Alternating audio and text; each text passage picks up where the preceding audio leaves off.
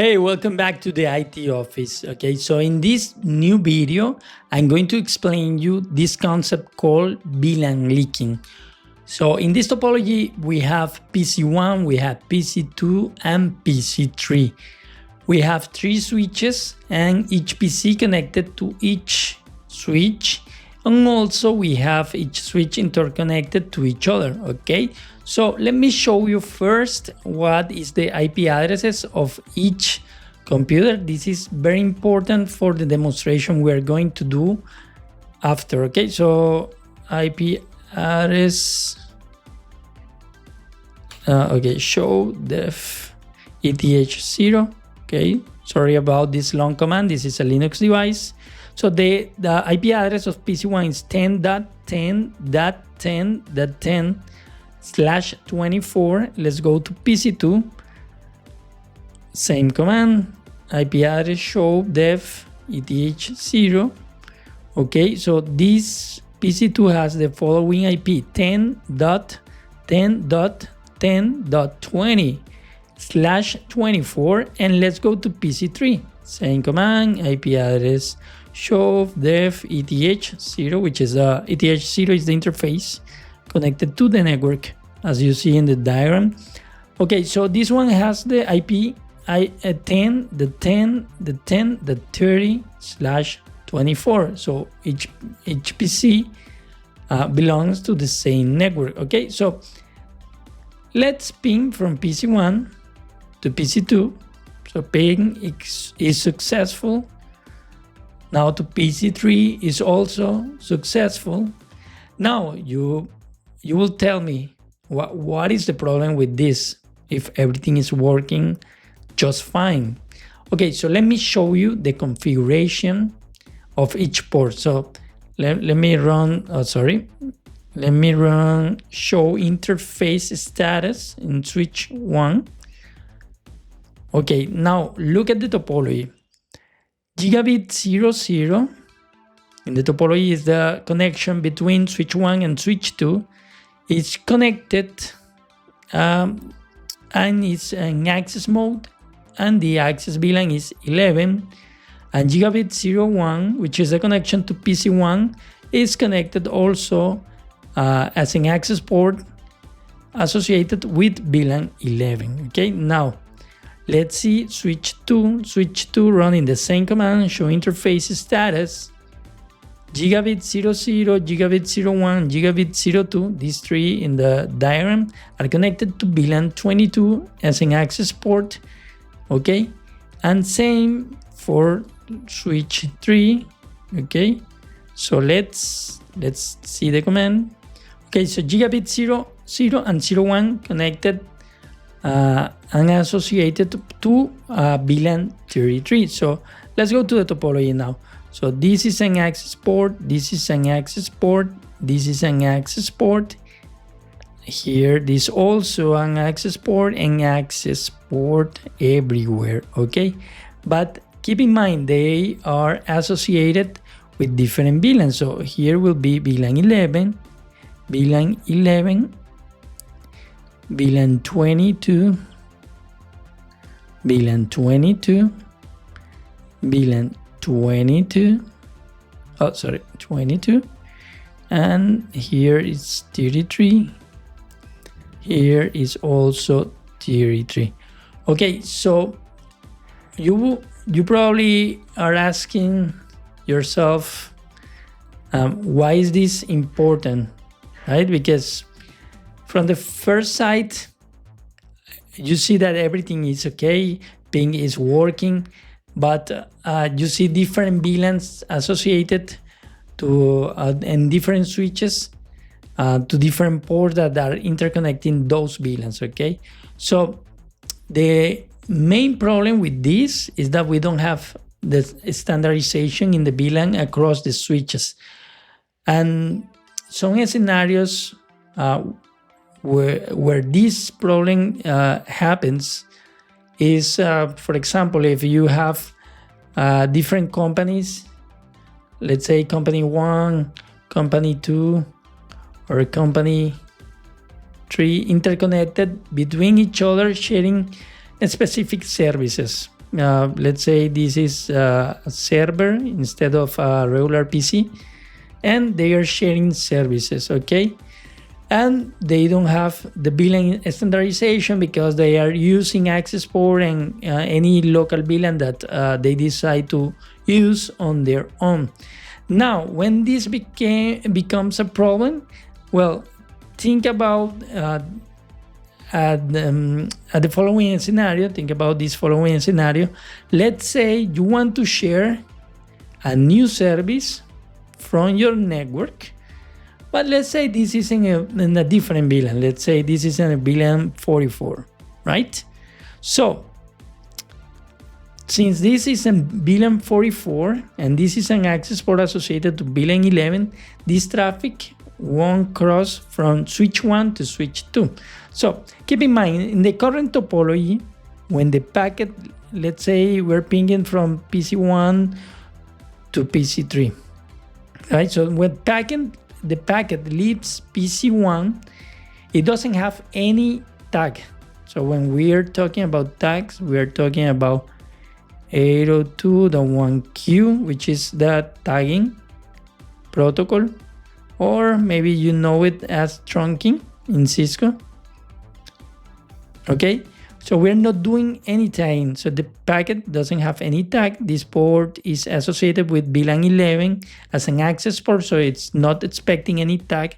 When this same packet leaves port gigabit 00, since this is an access port associated with VLAN 11, there won't be any tag, right? Same when switch 2 receives the packet in an access port, it is not expecting any tagging in this packet. However, it is associated to VLAN 22.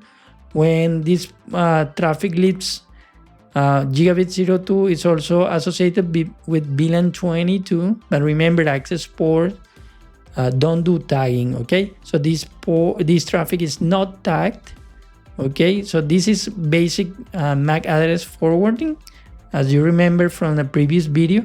So here this switch is expecting traffic without tags, and when the traffic is leaving this port, we don't do any tagging, so traffic is able to reach or cross all the path when leaving PC1 and trying to send traffic to PC3. Now, if we want to deploy a new service in a different VLAN, this kind of configuration will become a problem, right? So probably, let's say for example, you didn't standardize this configuration, so you cannot do any tagging here because you require a port in trunk mode or a port that supports tagging between the switches. Remember from previous videos that when we have a port, right, and we want to send traffic from multiple VLANs, right, inside the packet we have something called the VLAN tag. So basically this will contain the VLAN ID. For example, let's say VLAN 11 or 44 for a different packet of 55 and so on. So access port won't do any tagging. So if we want to include new VLANs for this traffic, there won't be any tagging, so this won't be possible right now. So why is this so important? And you will say this is a bad design, right? This is not a good design, but in practice, in real world, you will see that there are some scenarios like this, mostly in cases like I told you before, like interconnecting different companies between each other, so the engineers don't want to change or deploy new VLAN, so they decide just to use the existing VLAN pool and and keep the VLAN different. But if we need tagging to include more or different VLAN for any other service, we need to do redesign of the network, right? And that will be very traumatic. But in any way, we have to try to do this from the beginning. So now let's change it. Let's make this topology better. So I'm going to create a new VLAN. Let's call it VLAN 10. And this VLAN, I will associate the ports connecting the PCs in this VLAN. So let's see, let's do a showroom interface Giga 01. This is currently associated to VLAN 11. So now I will associate it to VLAN 10. But before doing that, let me explain you something else. There is a protocol that is Cisco proprietary, which is CDP, or Cisco Discovery Protocol. And that protocol is capable of finding these VLAN mismatches, okay?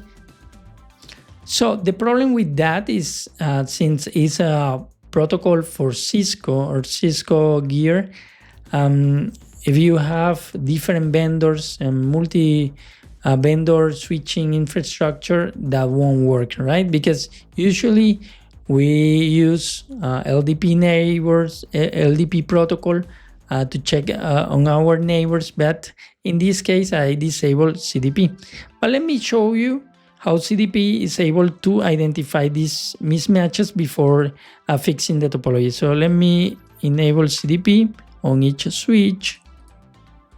Let me do an enable. CDP run. CDP run. CDP run, right? Let's see. Now these logs will start to appear on the console of the device. So native VLAN, it means the untagged VLAN discovered on gigabit 0011. That's my local VLAN from the perspective of switch 1. And switch 2 has the VLAN 22, right? So it's able to find the mismatch. Let's see if we can capture packets. Let me show you this from the packet capture view. Because, you know, I like to explain everything with Wireshark, because as a network engineer, you will need to use Wireshark a lot. So let's give it some time to show the CDP packet. So here we have a CDP packet. Let me just pull this window.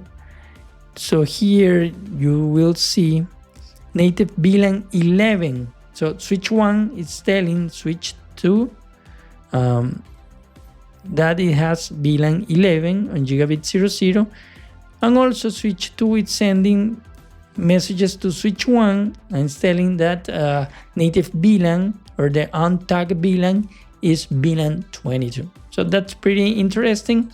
However, as I mentioned before, this CDP protocol is not supported on different vendors. Some switches support a CDP-like protocol, but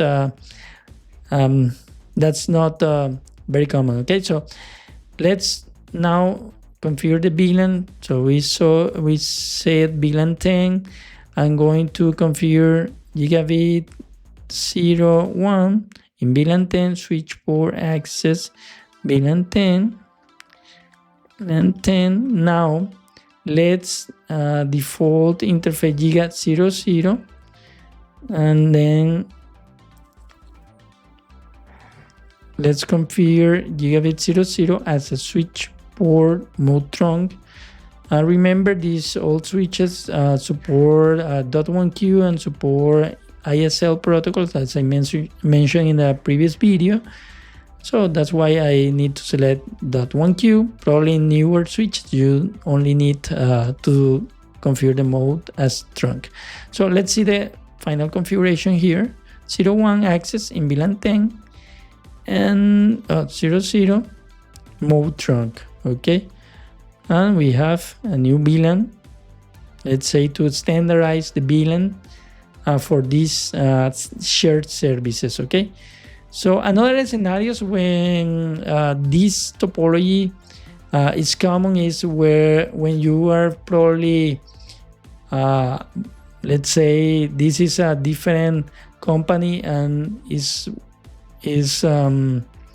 let's say you are using this company or this equipment as transit for your VLANs, right? But same problem if you don't have a trunk port, you won't be able to send traffic for different VLANs. So let's default the ports: interface giga 00, interface giga 02, and interface giga 01. So let's do the trunk port first. Interface range gigabit 0, 0. Oh, sorry, I forgot. Switch port trunk encapsulation.1q. Switch port mode trunk. Okay, and interface. Interface gigabit. I forgot to configure the VLAN 10 to create it. Interface gigabit 01. Switch port mode access. Switch port access VLAN 10. Okay. Showroom interface giga 00, trunk 02 and 01 mode access. Let me remove the encapsulation command from gigabit 01. Sometimes when you leave some unnecessary configuration, it makes it confusing, right? So let's remove it from there. Okay, now it looks good. Okay, now let's go to switch 3 and do the same. So default interface giga 00 and 01. Let's create the VLAN interface giga 00, switch port trunk encapsulation.1q, interface giga 01, switch port switch port mode access. I forgot. Sorry. Switch port access VLAN 10. Let's see if the configuration is working, right? So now we standardize the configuration. Now it looks like access in VLAN 10 here, access in VLAN 10, and access in VLAN 10. We have standardized this configuration, right? And here is trunk port. So now when this packet leaves this port, it will carry a tag with the VLAN ID 10, okay, in the header, in the frame header. So if you want to deploy new services that also are going to be shared across, or in the case of the transit switch, you need to send traffic for another VLAN. Let's say this is a server. Sorry about the drawings, they are not pretty good. And let's say this is a VLAN, let's say 200. So now, since we have trunk interface, we can also send traffic with VLAN ID 200 on the header, and this traffic will be sent through the ports as we saw in a previous demo of the trunking configuration. So let's try to ping. Let's see. The configuration is okay. Okay, that's good. Sometimes at the first time, because I'm recording this live, I made some mistakes and I have to correct them live. But well, I hope you have enjoyed this video. Remember, if you need to do or use transit switches, try to use a trunking connection, allow only the specific VLANs that you need in the trunk, for example 10 and 200, and do the proper configuration, because at the end of the day that will be better, right? So you have better documentation of your network. For troubleshooting, it will be clearer. So I hope you have enjoyed this video. Don't forget, subscribe, like, and I will see you in the next one. Thank you.